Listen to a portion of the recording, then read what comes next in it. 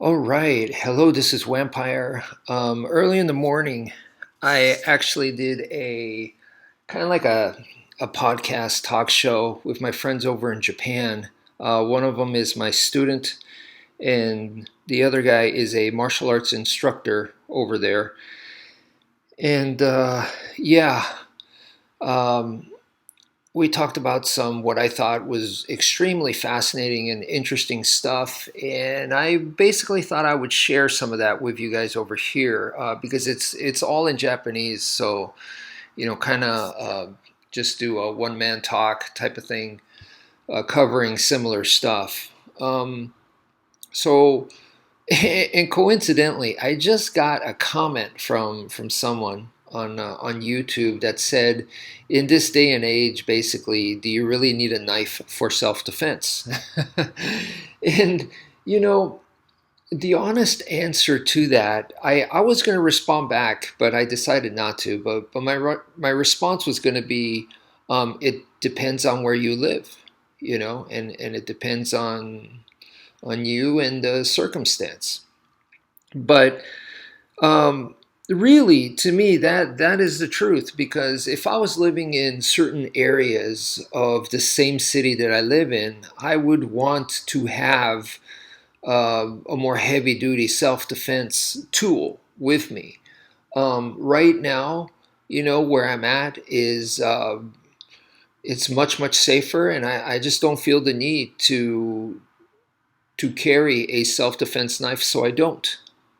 You know, plain and simple. But like I said, I've lived in places where I constantly carried, and that just once again it depends, and those neighborhoods that I was in, this was like Section 8 type places. Um, yeah, they're not the absolute worst kind of neighborhoods that I've been to, but they're definitely not a nice neighborhood. I mean, I wouldn't say I'm in a nice neighborhood right now, but yeah, it's really the crime and the harm is minimal where I'm at right now. Relatively so. I'm not going to say zero because it's not. There's definitely stuff that happens around here, and I've seen it. But yeah, it's not like I'm constantly looking out the door, constantly worried. No, it's not one of those places. I've lived in places like that, and this is not it. So yeah. Now, in that regards, to me, this is fascinating because we are talking about self defense here and modern day self defense.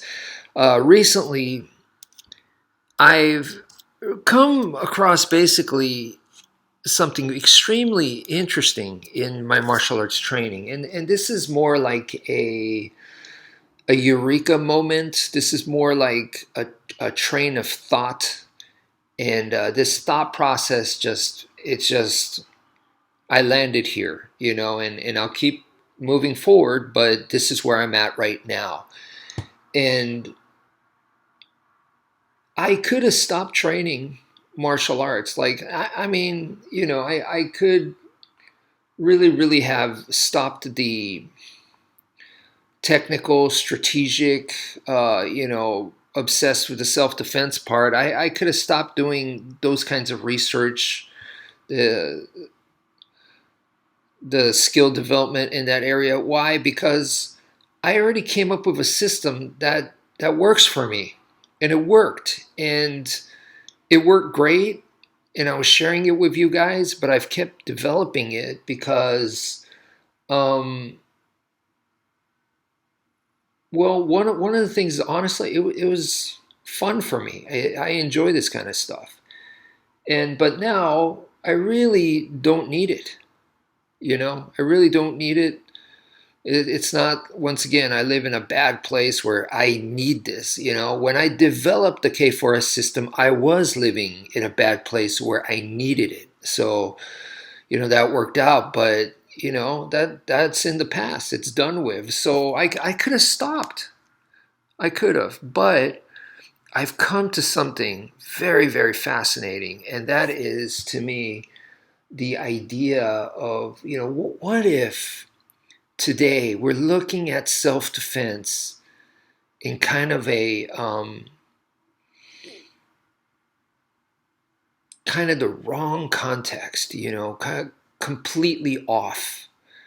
And because of that, this my studies have forced me to look back at the history of, first of all, with myself, and then my own instructor. So I've been looking at my own journey, like, okay, this is what I did. This is what I did. At this point, like in the beginning, I guess I wanted to feel special. I was around that age in seventh grade, eighth grade, um, puberty setting in, and uh, you want to get dates. I want to have friends, and I want girlfriends, and it wasn't happening.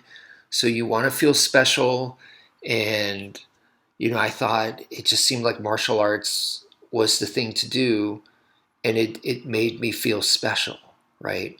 It made me feel like I'm somebody. And honestly, look, who could blame me? Because when you look at martial arts, um, what we do in there, from that kind of mindset, like a 13-year-old, 14-year-old boy, you look at it from that kind of perspective. What's going on, right? We're learning how to kick butt, and that's like every dream, for a kid that age. I assume is to be badass and kick butt. And where does that come from? I don't know. Maybe there's very deep DNA roots for that, but I would credit that to Hollywood. And in my case, and I doubt that the kids today are that different, but in my case, we're talking about 80s action movies, which was over the top. I'm talking about like Rambo 2 and Commando, Predator, movies like that. So what does the hero do in every one of those movies? They kick ass. They fight and they overcome. Yes, they use guns, they use weapons, but at the end of the day, they fight and they kick butt. So it just kind of makes sense that resonated with me. And my brain, even at that age, understood that that's Hollywood, that is, those characters are in the most extreme circumstances. So yeah, they're using rocket launchers and M60s and these machine guns.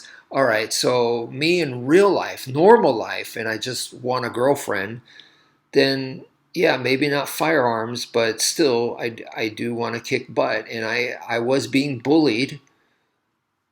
I definitely want to kick the bully's butt and win the girl over, like you see in some of the high school movies and stuff. Or even like for me, it was Back to the Future. If you watch that, you stand up against the bully and get the girl and save the day. Although the girl was his mom, and he was trying to make the mom and the dad get together. But you get what I'm saying. So um, yeah, I started off like that. And then that changed when the UFC came out, but that was the perfect era for, like, Street Fighter 2 was also mega popular a couple of years before that. It had hit the scene, and fighting games was in its prime. Okay, when the UFC came out, the early UFC, we're talking about Street Fighter 2, Mortal Kombat, and all the copycat, similar genre type of games, Killer Instinct. There's a million of them. From SNK, there's probably like at least 5 titles. Samurai Showdown, Fatal Fury. It just goes on and on. King of Fighters. But anyway, that was the era of style versus style. That was happening at that time. So I wanted to take part in it. So from wanting to feel special, and maybe there was definitely some self-defense thrown in there because I was being bullied, and then it transferred into, I want to fight against people from other styles. And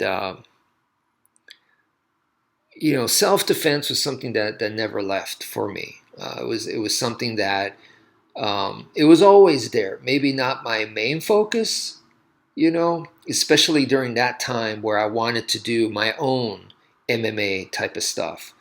But eventually, as I got older and the years went by, I come back to self-defense, and come back sounds like I left, but I never left. I came back to self-defense becoming the full focus, right?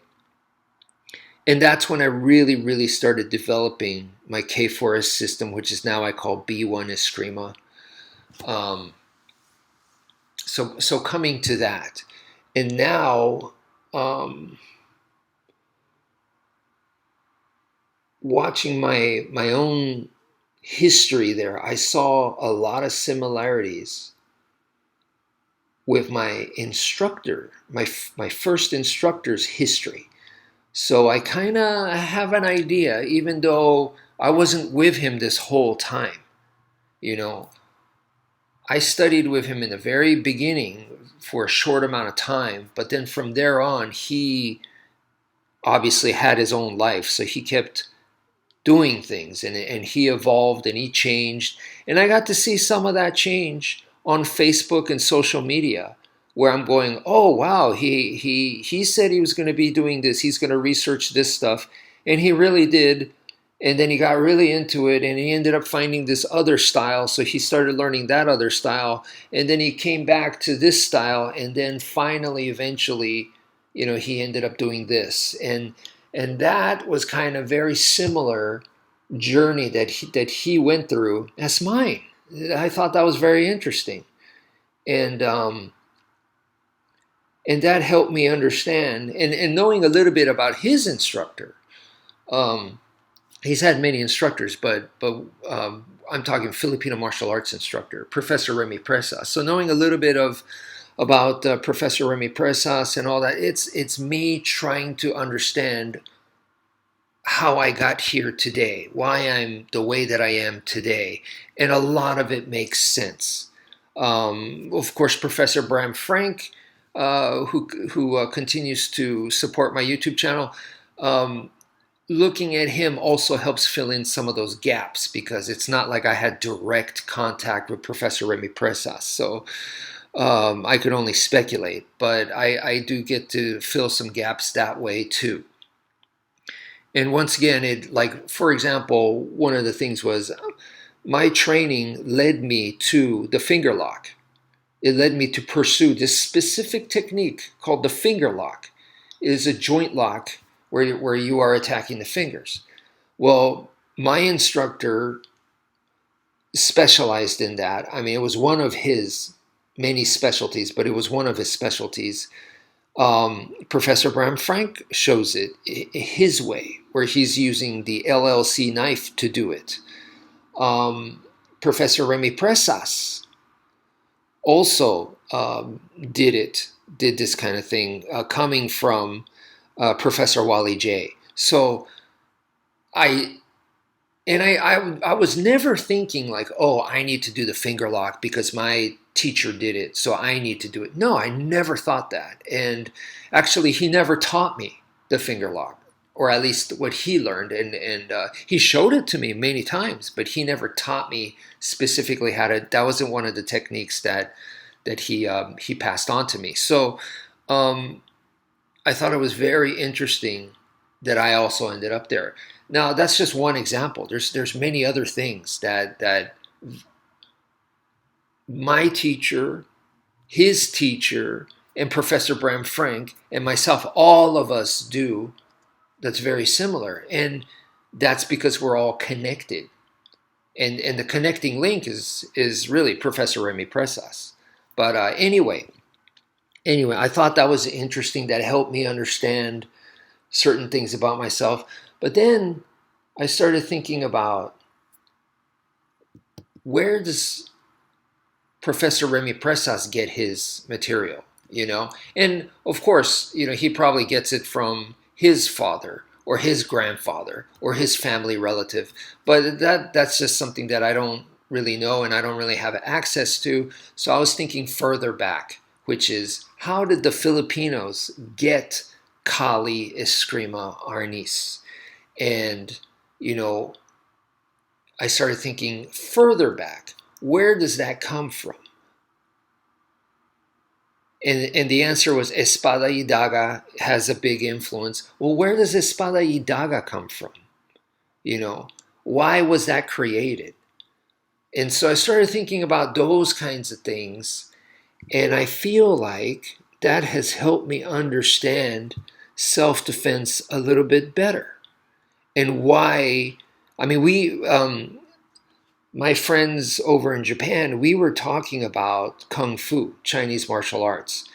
And we were kind of saying, like, hey, if you look at the Heaven Six, whether it's Heaven Six or reverse Heaven Six, meaning you're doing the low line, right? And Heaven Six being the high line, right? That it's basically has strong similarities with the block in karate, what is so called the block, which is the upper block and the lower block, which is we call the Jodan Uke and the Gedan Uke, has a lot of similarities there. And I knew this when I was in college. So this is still early 90s, early to mid 90s. I knew this. And I remember cross training with my karate and Filipino martial arts alone in my apartment and just constantly working on it. And I was like, wow, there's similarities here. And that's when I noticed what Professor Remy Presas apparently calls the art within the art. So that there's going to be similarities regardless of the style, and you could work on that. So training in one, even though it's completely different styles, will help the other. So me practicing karate helped my Filipino martial arts more, and me practicing my Filipino martial arts helped my karate more. And this is the link was the Heaven Six and the Jodan Uke, the upper block, right? So anyway, we were talking about this, and we were talking about like when you do the Heaven Six, you are defending first with the far hand. So in other words, your arm crosses. And we were like, why is that? Well, instead of why not block it with the near hand, right?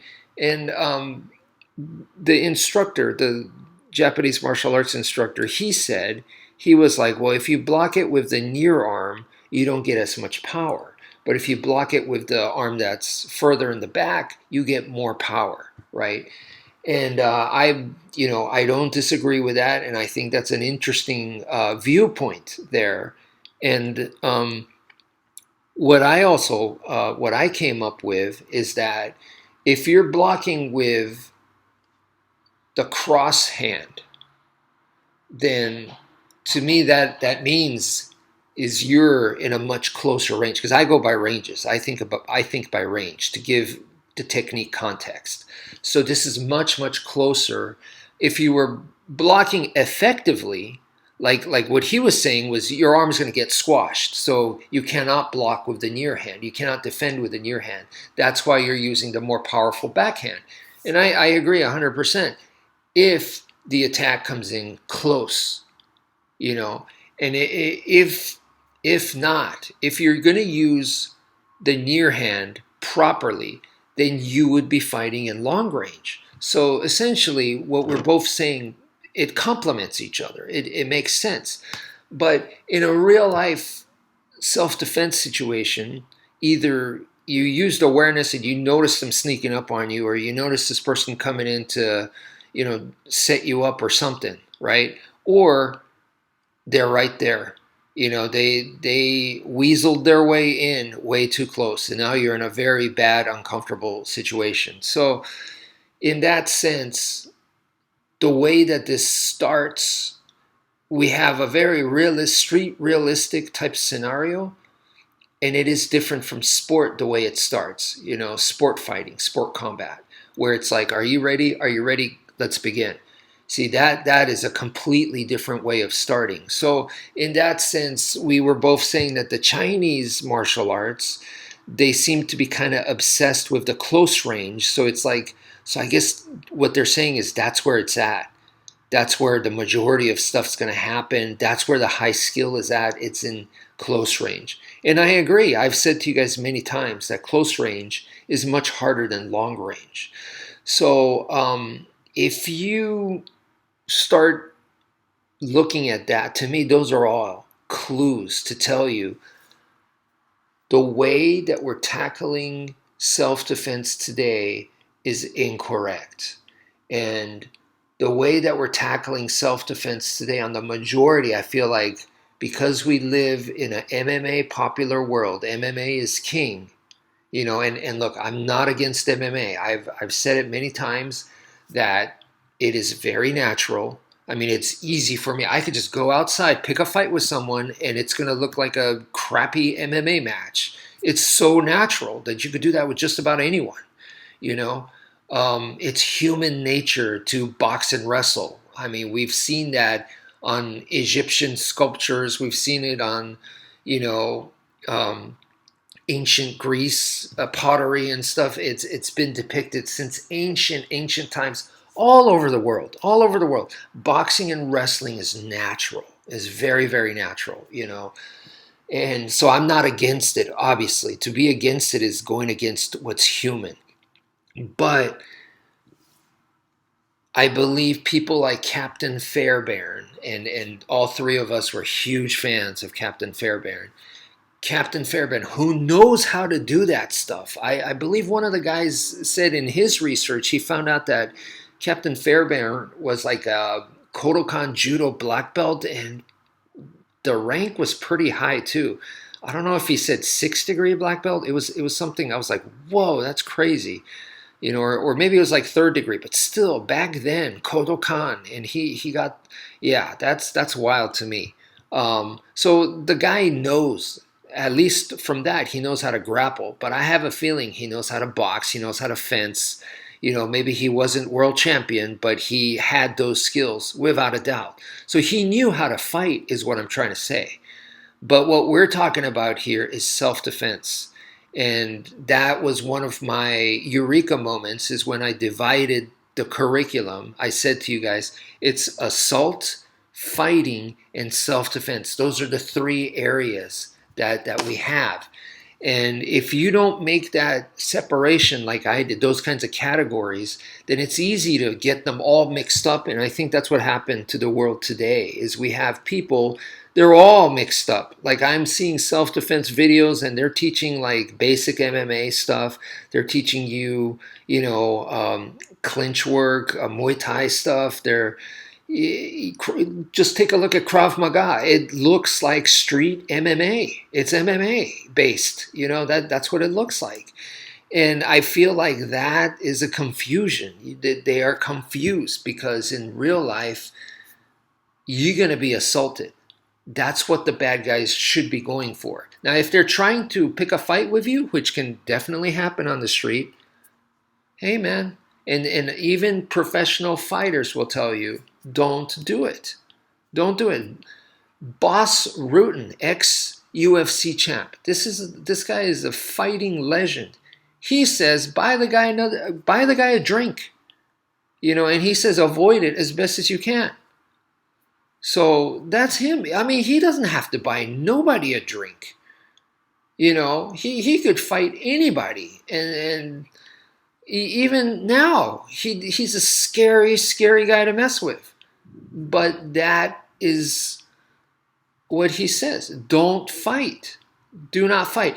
And I saw a video on YouTube about some Brazilian Jiu-Jitsu black belt, I think. So he's some BJJ instructor.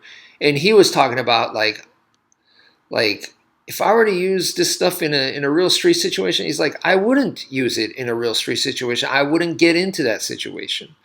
So everything he showed was, it was not doing a double leg takedown or not getting the clinch or not taking the guy to the ground and finishing the guy with a rear naked choke or an armbar. He's none of that. He says it's not worth it. It's not worth it. And he's absolutely right. Not only is it not worth it, it's illegal. And it's very difficult to prove. And at the end of the day, the person with the better lawyer is going to win. So, you have that kind of time and money to spend. Yeah, don't do it. It's not worth it. So it just doesn't make sense. So even back then, Captain Fairbairn, who has fighting skills, I feel like he wasn't interested in fighting. And there's a video where I don't know if he was teaching OSS or if he was teaching the special forces type of people, but he was like, here's a boxer. And the guy looked the part. The guy looked like a boxer. He's like missing teeth and stuff. And he also brought in a judo guy, and he was like, "They're tough. Don't play their game." Is basically what he said.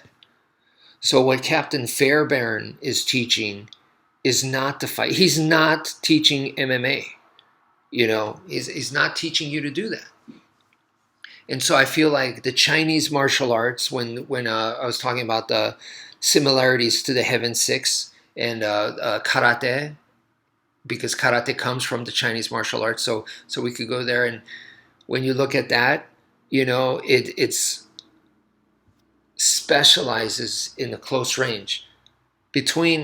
So for self-defense, I agree with Captain Fairbairn. He didn't really come out and say this, but this is what I got out of his studying his material, is self-defense you want to do in long range or close range, and preferably long range because it's safer. All right. What that means also is that close range is more difficult, right? So that's very logical. If close range is more difficult, well, that is where the skill is going to be at. That's where you're going to spend a lot of your time.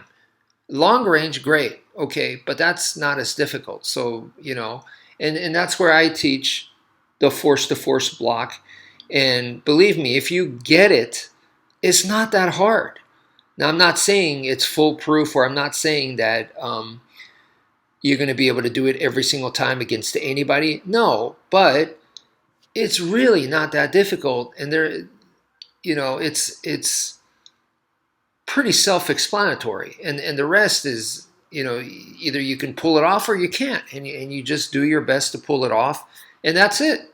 It's fairly simple in that sense. Now it can go deep, but really, it's use a shield and run away. It's defend, block, and get the hell out. It's not that much more complicated. It's when you want to attack, that's when it starts to get complicated, right? And so medium range, that is what he was calling the target game, where you're trying to hit the target game is what he called it. So you are trying to hit the target. Your opponent is trying to hit your target, so you're both trying to hit each other's targets, and it comes down to who could do it better and who could block the other person's attacks. And it's a whole complex game, and that's combat sports. All right. And Captain Fairbairn, not very interested in that. We were talking about his firearms stuff, and one of the guys, my student, he said in his research, he said that Captain Fairbairn said something along the lines of, if you want to learn how to shoot accurate from long distances, then he's like, go learn it from someone else, because I'm not interested in that. So even in that, he uses the same concept where it's like, we're not here to play. I mean, sure, once again, he has those skills if he needs it. I have a little bit of these skills. Like if I need to fight, I have a little bit of these skills where I could try to counterattack you. I could try to defend your attacks and trying to land mine in, set you up, camouflage my attacks, use feints. Yeah, I have a little bit of that. I'm not great at it, but I have a little bit just in case, right? I live over the years from Muay Thai kickboxing, from kickboxing period, and some grappling stuff, so I do have some of that. But really, that's not what we're trying to do. I'm not here to see who's the better boxer, who's better at kickboxing, who's better at the double leg takedown. I don't care about that. I'm here to survive. I'm here to diffuse the situation. So it's really about long range and close range. Close range being more difficult. Close range is where you're going to spend most of your skill because it's just harder. That's where the skill development goes. Now, one thing I've noticed with my students is they tend to confuse that with, oh, we're spending a lot of time with close range. That means I need to always go to close range. And the answer is the opposite. You always need to go to long range. We're spending time with close range just because it's so difficult to learn it. It's way harder than long range. That's why. And close range is the much harder place to be. That's why you want to avoid it. But that's why we're spending so much more time, because it's way more complex than long range. And that's what we're doing there. And I believe Filipino martial arts is the same. And once again, Filipino martial arts, yes, it has a very strong influence from the Spanish sword, espada y daga, but it also has strong influences from, guess what? Kung Fu, Chinese martial arts.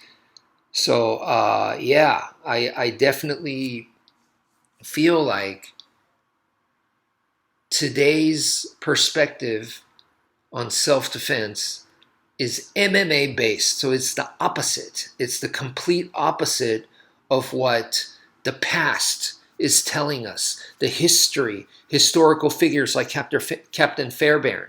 I would even put it alongside with what Bruce Lee was saying is similar to what Captain Fairbairn is saying, and a lot of like, well, Bruce Lee, he wasn't like completely doing self-defense. He was really, really good at the fighting. Yeah, and a lot of that we were talking about Bruce Lee too, because his name came up. A lot of that was he's freaking talented. He's super talented, so that's why he could get away with that. Whereas to the average person who's not as talented, we need to actually spend less time in the combat sports and more time.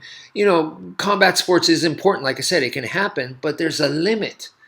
If my opponent's bigger than me, there's no way that I could grab his neck, get him in an underhook and pull him down to where I'm kneeing him repeatedly, which you see like in Krav Maga. There's no way I could do that to someone who's 230 pounds jacked. They would want me to try to do that, and now I'm in their world, and they're doing it to me. So it doesn't make sense. But with someone like Bruce Lee, who's super talented, pound for pound, incredibly strong for his size, he has incredible speed and all this kind of stuff. He could do that. He could go above his weight class. I would say weight classes, and he could probably slug it out with guys above his weight class, and he could pull that off. Just because the guy's just not normal. And I'm not trying to put him on a pedestal. We're just saying that the guy is very talented, and I think we also brought up that people probably misunderstood him when we were talking about when you're learning martial arts, the average person needs to go step by step by step. Here's chapter 1, here's chapter 2, here's chapter 3, and it's a long process. In some of the Chinese martial arts, he was saying that some Tai Chi forms, there's like 100 forms. And he said that would take forever. Like, you don't have enough lifetimes to learn this stuff completely. It's just not humanly possible. But when you have someone like Bruce Lee who would be able to skip things and just go, okay, I get it, next. Let's skip chapter 1 through 3, I get it. Let's go to 5. Let me start at 5. And then the next one, let me go to like chapter 15. He could do that. Most people who try to do that, they can't. And it's a bad idea. They're going to come out messed up. Some people really actually can. Some people just can. And we were saying that he's probably one of those people. Yeah, I know it's speculation, but it made a lot of sense. And it would be wrong to force him and say, no, do chapter 1, chapter 2, chapter. No. And the guy was talking about like how the style can limit you. That's exactly what he meant. He's like, you're going to be wasting time doing this, and when he could be innovating, and he was born to do that. So it's just some people are rigged differently. And I think it is important for a teacher to be able to recognize that and not, I think Bruce Lee was kind of the guy that he would prove it to you. You say to him, like, you're not ready for that. And he would show you that he is. And if he did, the teacher would be like, well, you're still arrogant. You're, whatever. You know what? I think at that point, it's not arrogance. And you have to recognize that and admit that and let him learn a different way. Let him learn the way he's better at learning. I think that's important. And for me, I was kind of like the reverse of him, where I'm not talented. I'm so bad that I cannot learn the normal way, especially with academic schoolwork. The school system doesn't work for me. I'm way too rebellious. I like to think outside the box, which is one of my strengths. And yeah, to sit down and learn with everybody, that does not work for me. I'm not a group type of person. I'm not part of the mass. Hey, everybody, let's do this. We're all on the same page. I'm the guy that's not on the same page. So that really, really doesn't work for certain people like me. So anyway, yeah, I really feel that there is something big time missing in today's understanding of self-defense. Like we've come a long way of tons and tons and tons of martial arts that pretty much started since the beginning. We needed it. It's one of those things that we needed. And now, because things are, I guess, so much more peaceful, we don't need it as much. And we've forgotten a lot of it. And so for me to go back into history, go back into time, in this time capsule, like a time machine in my mind, and think back in the old days where they were battlefield arts, or even before that, like the caveman started, and then maybe it was just a small tribe, and then from there tribes united, and now you got a bigger population to where you can form an army. And once you get an army, now like the way they would hunt a mammoth, you're going to go in groups. So even though there's maybe 50 of you, you're not all just 50 randomly go attack the other army over there. No, you're going to divide up into smaller groups, manageable groups, and attack, in a synchronized manner. Okay, so group A, B, and C go left. Group, D to G or something go to the right, and then the rest of us, we're going to be coming from the center or whatever. You know what I mean? It's going to be done much, much smarter like that. And that you can kind of see with today's military. I mean, you're going to have like a group of 5 guys, and they're all going to go in working together. And I feel like somewhere along the line, we lost that. We forgot that. You watch Hollywood movies, and they rarely do that. A lot of times, it's like you could watch historical battlefield movies from Hollywood, like Braveheart, and it's like, all right, across on the other side, you can see the other army, and then over here, this is our army, and we're all scared or whatever, and we're all going to go, and once the battle begins, it's a total chaos. No, I don't think so. I don't think it was done that way. No, I'm looking at the guy to my right, I'm looking at the guy to my left, and I'm going to go, hey, the 3 of us, we're teaming up. If there's absolutely nothing by that time, I would be like, the 3 of us, we're going to team up. I'm going to find a guy on the battlefield. I'm going to go after that guy. And you two, please, while he's engaged with me, you attack him from his blind spots. That's the way it's going to work. And we're just going to repeat that process over and over and over until we can't anymore. That's what we're going to do,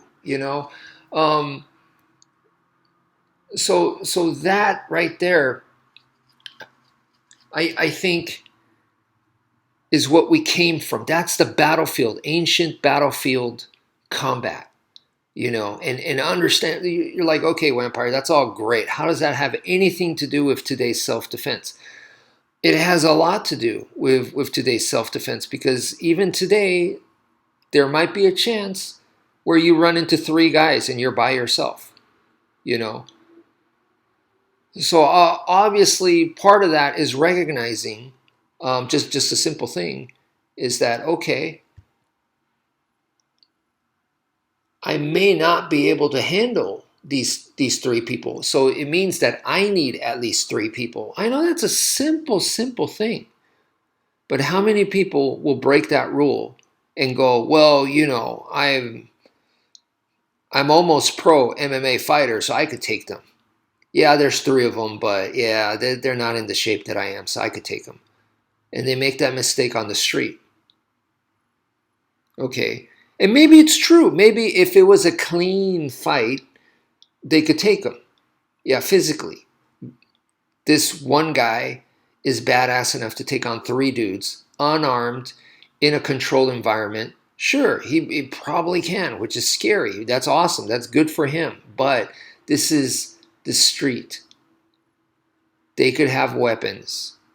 And this is an unforgiving environment. One slip, all you need to do is one slip, and you could be winning the fight. You could be beating them up.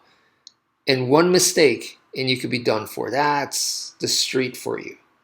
You know, that's the street. It's just that more chaotic. Yes, there's chaos in combat sports. It's more unpredictable, more chaotic in the streets, because combat sports is designed to remove a lot of the unknown factors, a lot of the chaos. It's because they don't want a lawsuit on their hands, right? You want two people battling it out that are close in skill level. You don't want one guy to be way better and then the other person dies in the ring. They don't want that. They don't want that. It's supposed to be competitive. That's what a sport is. Sport is competitive. So, yeah, I look, once again, I'm not bashing combat sports. I see some people on my YouTube channel, they leave comments and they bash on combat sports. To me, that is ridiculous. Like I said, Captain Fairbairn, the father of the modern special forces, and pretty much the guy that started, to me, he started the SWAT team and all that. Okay, so he has the greatest contribution to the way combat is done today. To me, he's one of the biggest contributors in that sense, as far as martial arts contributing to modern day combat. Bruce Lee, without a doubt, the greatest martial arts influencer in a sense. He's influenced more people than anybody else on the planet Earth, in my opinion. But Captain Fairbairn, he laid out the blueprint for this stuff. That guy, once again, has trained in combat sports, and to a not a small degree. I mean, he sounds like he went pretty freaking far in it. So I think that says a lot, of how important it is. So to me, how exactly is combat sports? How important is it, and how not important is it? That's good to know, right? How much is enough and how much is not enough? For me, the easiest way to explain it is, as far as combat goes, I divide it into three types: assault, fighting, and self-defense. So combat sports is one of the three pillars there. So it's 1/3 important. Okay.